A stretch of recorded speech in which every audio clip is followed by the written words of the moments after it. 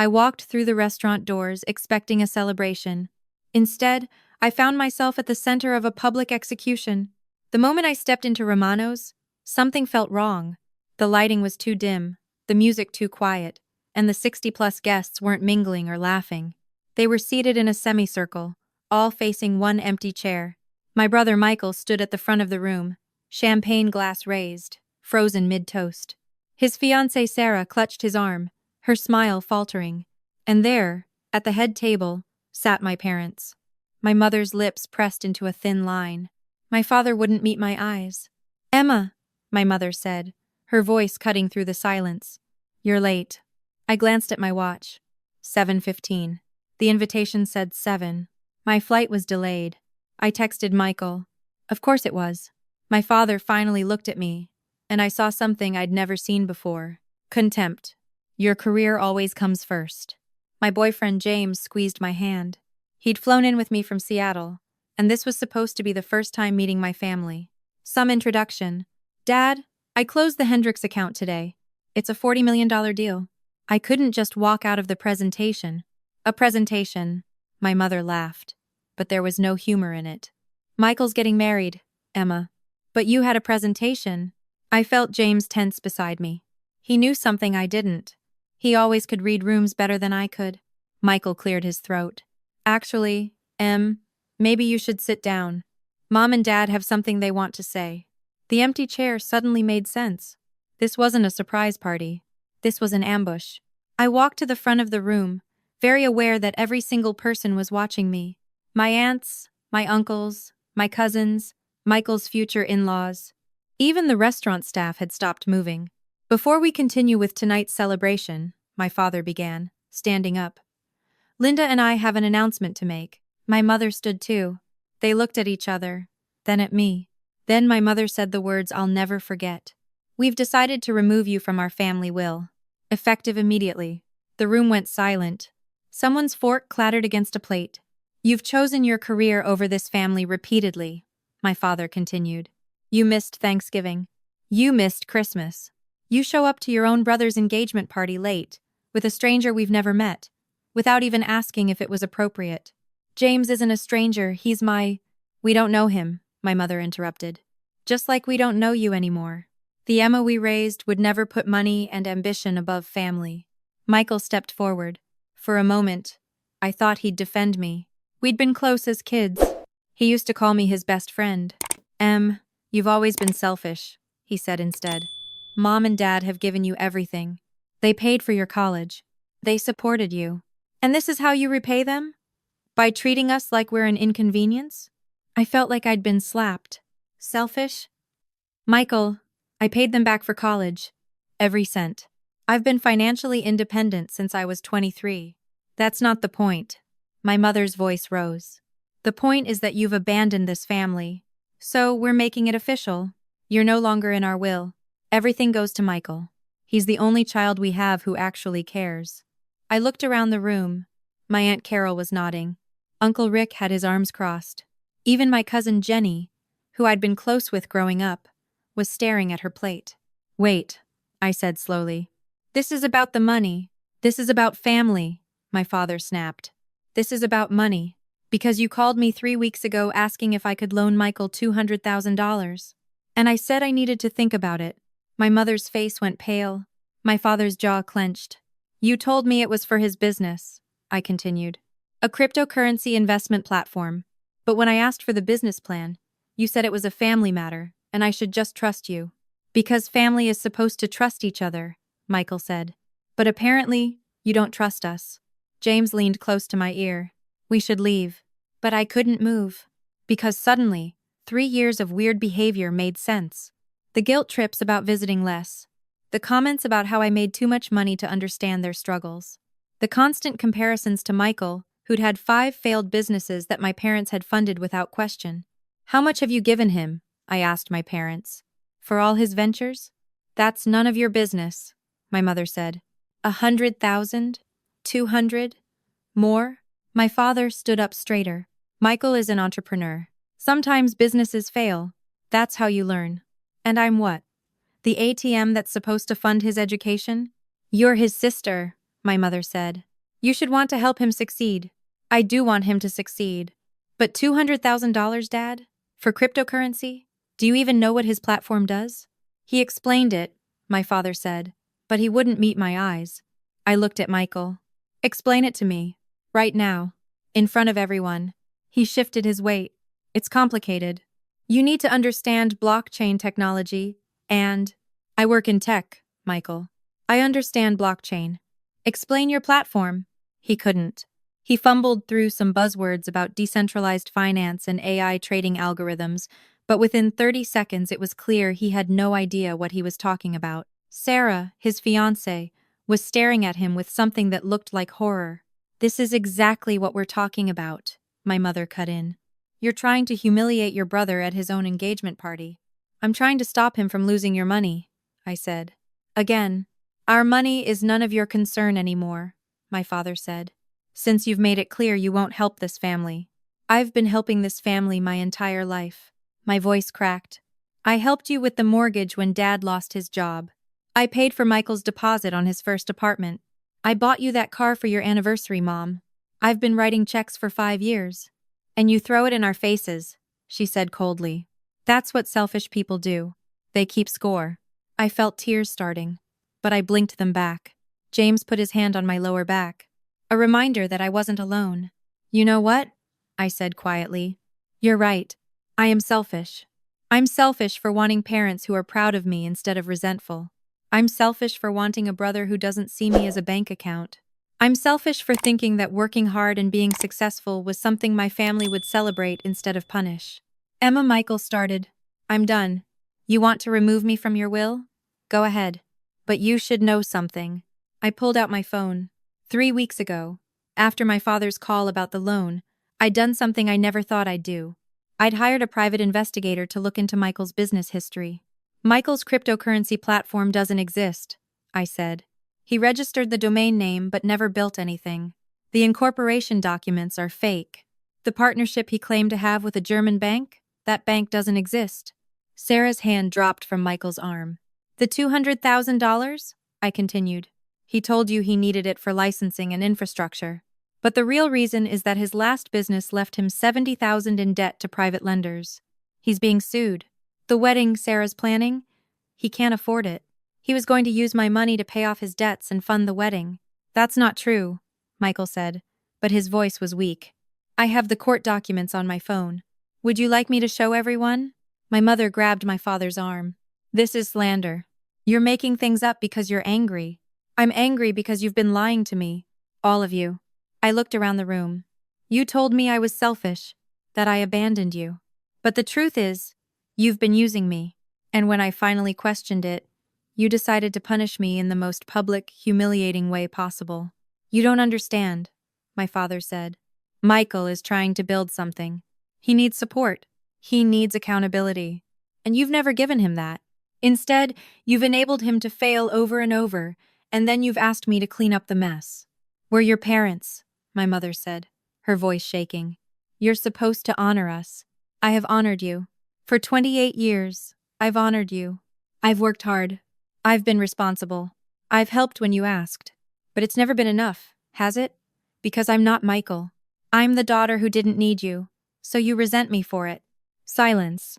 Then my Aunt Carol spoke up. Linda, is this true? About the money? My mother's face crumpled. We were going to pay her back. When? I asked. Michael hasn't paid you back for any of his other businesses.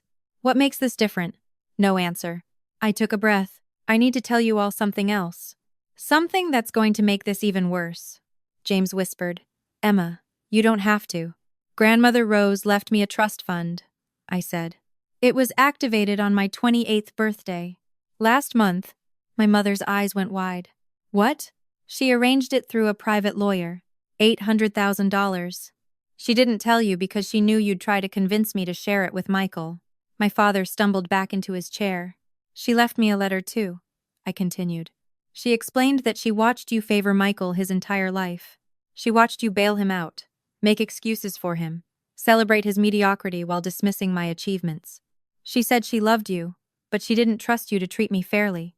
That's impossible, my mother whispered. She would have told us. She did. In her will. But you were so focused on her house going to Michael that you didn't read the fine print about the separate trust.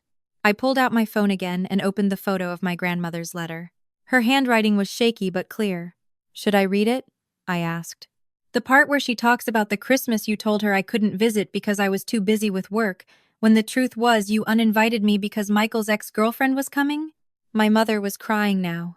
My father looked like he'd aged 10 years. Or the part where she writes about the time you told family friends that Michael was the CEO of his company when he was actually an unpaid intern. Or how you lied about me getting my promotion, saying it was just luck, instead of admitting I'd earned it. Stop, my father said hoarsely. Why? You didn't stop. You didn't stop comparing me to Michael. You didn't stop asking for money. You didn't stop making me feel like nothing I did was ever good enough. So why should I stop now? Michael finally found his voice. Emma, I didn't know about Grandma Rose's letter. I swear, I didn't know any of this. But you knew you were lying about the business, didn't you? You knew you were asking me for money to pay off your debts. You let Mom and Dad believe your story because it was easier than admitting you'd failed again. He didn't deny it. Sarah stood up. I need some air. She walked out without looking at Michael. Sarah, wait, he went after her. That left me, my parents, James, and 60 witnesses who just watched my family implode. The trust fund has a clause, I said quietly. If anyone tries to contest it or claim they're entitled to it, the entire amount goes to charity. Grandma Rose set it up that way specifically to protect me from you. We're your parents, my mother sobbed. We would never. You just publicly disowned me and removed me from your will because I wouldn't give you $200,000. So yes, you would. My father finally met my eyes. What do you want from us, Emma? Nothing. That's the point. I don't want anything from you anymore. I turned to leave, but my mother grabbed my arm. Please. We can fix this. We can talk about it as a family. No, I said, gently removing her hand. We can't. Because this isn't a family. This is a transaction. And I'm done paying into it. James and I walked out of Romano's. Behind us, I heard my father say something to the room, probably trying to salvage the evening, but I didn't look back. In the parking lot, James wrapped his arms around me. I didn't cry. I thought I would, but I just felt empty. Your grandmother was a smart woman, he said quietly. She was the only person who ever saw me. I see you. He pulled back and looked at me. And you're incredible. What you did in there, standing up to them, that took courage. It took me 28 years. Better late than never. We drove to the hotel in silence. My phone started ringing before we even made it out of the parking lot. My mother, then my father, then Michael, then aunts, uncles, cousins. I turned it off. The next morning, I woke up to 47 missed calls and 63 text messages. Most were from my family, alternating between guilt trips and apologies. But a few were different.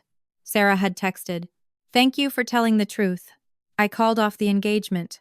I deserve better." My cousin Jenny, "I'm sorry I didn't speak up. You were right about everything." And one from a number I didn't recognize. "Richardson, this is Howard Chen, your grandmother's attorney. I heard about last night. Your grandmother would be proud. Call me when you're ready to discuss the trust." I called him from the hotel room while James ordered breakfast. "The trust is yours, free and clear," Howard said. "But there's something else. Your grandmother left you the house too." I nearly dropped the phone. "What?" "But Michael, she changed the will 6 months before she died.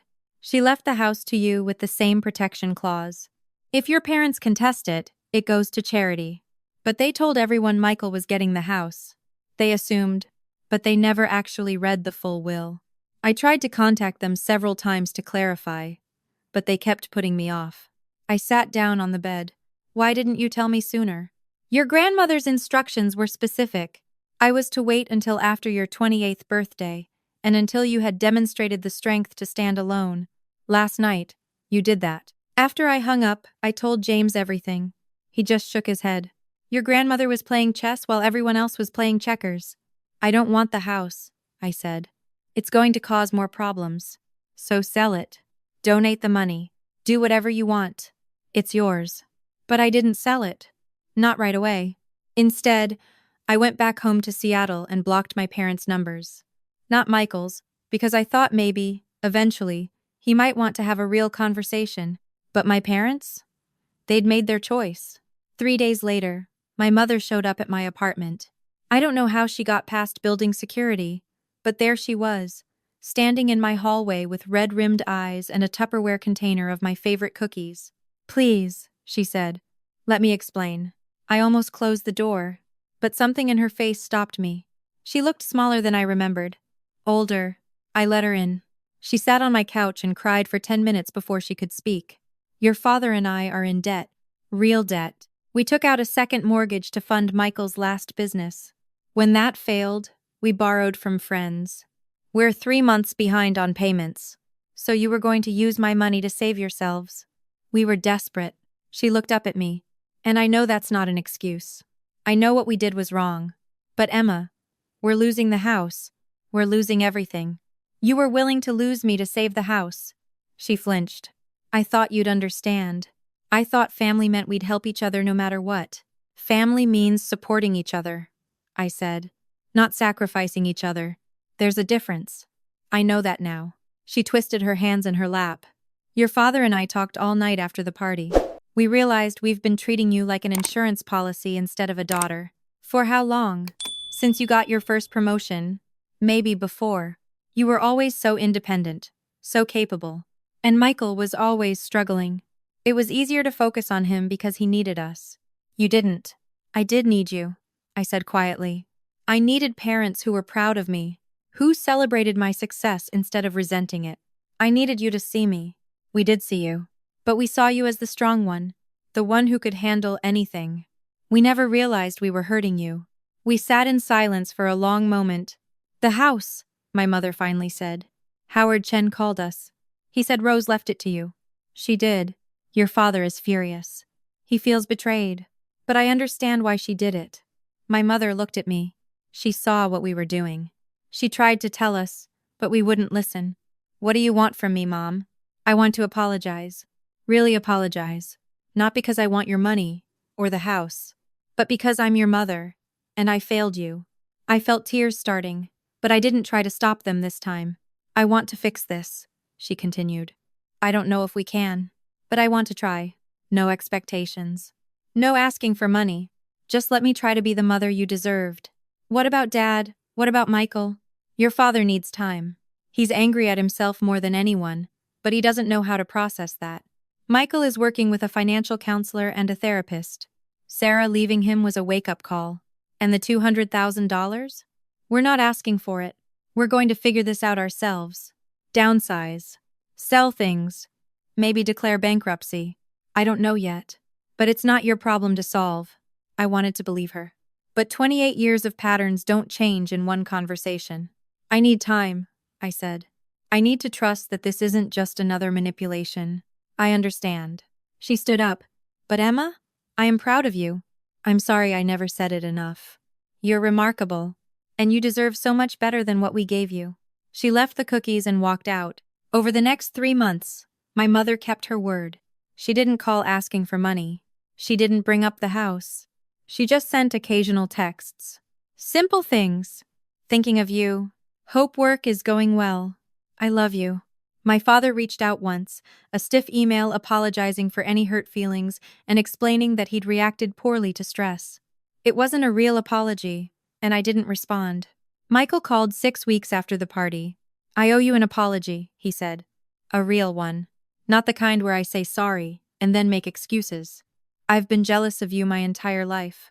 You're smarter than me, more successful, more responsible. And instead of trying to be better, I just let Mom and Dad make excuses for me. I let them turn you into the villain so I could be the victim. Why are you telling me this now? Because my therapist says I need to take accountability?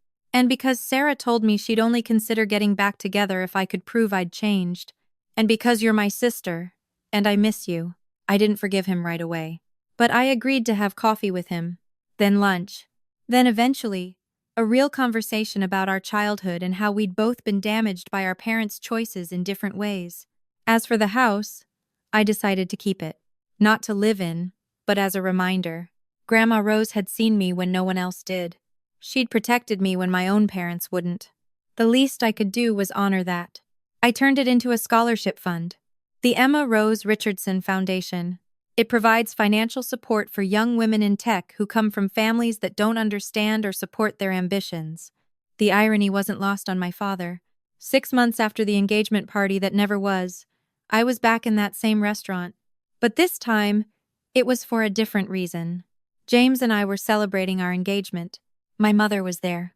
Michael was there with Sarah, who'd taken him back after months of couples therapy. My cousin Jenny came. A few aunts and uncles. My father didn't come. He'd sent a card saying he wasn't ready yet. I'd sent one back saying, "Take all the time you need." As I looked around the table at the smaller, quieter celebration, I realized something. This was what family was supposed to feel like. People who chose to be there. People who wanted to celebrate you, not use you. My mother raised her glass. "To Emma," she said, her voice thick with emotion. "The strongest person I know. Thank you for not giving up on us." "To Emma," everyone echoed.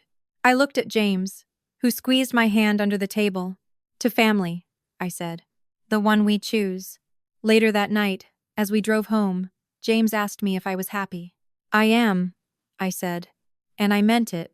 I'd lost the family I'd grown up with, but I'd gained something better. I'd gained myself, and that was worth more than any inheritance. Grandma Rose had written something in her letter that I'd never shared with anyone. It was on the last page, in handwriting that was barely legible. "Emma, my darling girl, someday, your parents will realize what they've lost. Your brother will see what he threw away. But by then, you'll have already moved on. You'll have built a life so beautiful that their absence won't matter. That's when you'll know you're free. Not when they apologize.